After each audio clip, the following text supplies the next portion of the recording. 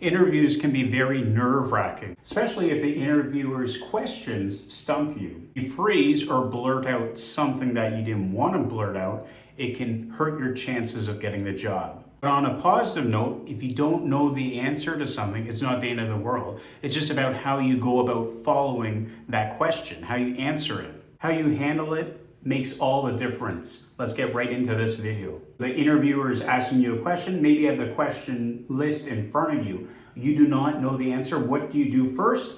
Take a second, pause. If you don't know the answer to the question, you don't want to jump in right away. Take a second, collect your thoughts, pause, and then go on. It's perfectly fine to collect your thoughts.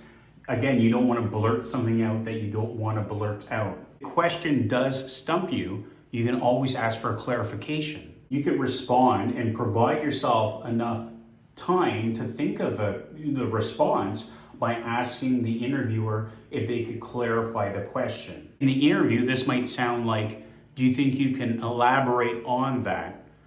Do you mean X or X? Again, if you ask those questions, you can get a better understanding of what they're looking for. And again, you get a second to pause and you get to think about those thoughts first. Ultimately, if you do not know the answer to the question or can't formulate an answer to the best of your ability, you can always admit that you do not know. Honesty is the best policy. It is okay in the interview to say, I haven't encountered that situation before, but I'm eager and willing to learn. If you don't know the answer, always provide some context that you are willing to learn in the future. If you get this job, I'm willing to learn. I haven't encountered that right now, but down the line, I'm eager, I'm ready to go, I'm ready to learn.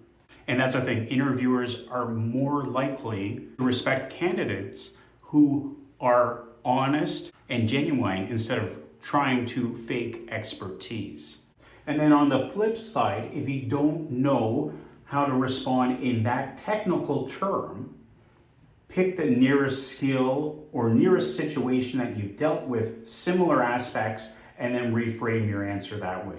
If you don't know that technical term, talk about how you would go about figuring it out. Maybe you respond by telling the interviewer that you would research it, maybe talk to teammates about it, go about your steps on how you would reach that technical skill.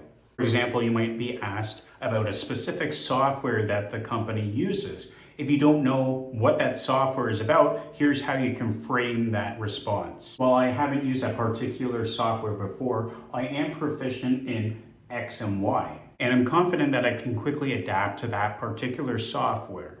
Right there, you've told the interviewer that you haven't used that software before, you're not familiar with it, but you've taken the steps to reframe your answer, go about how you can learn about it, and some other examples, different skill sets that you've used to reframe and answer the question.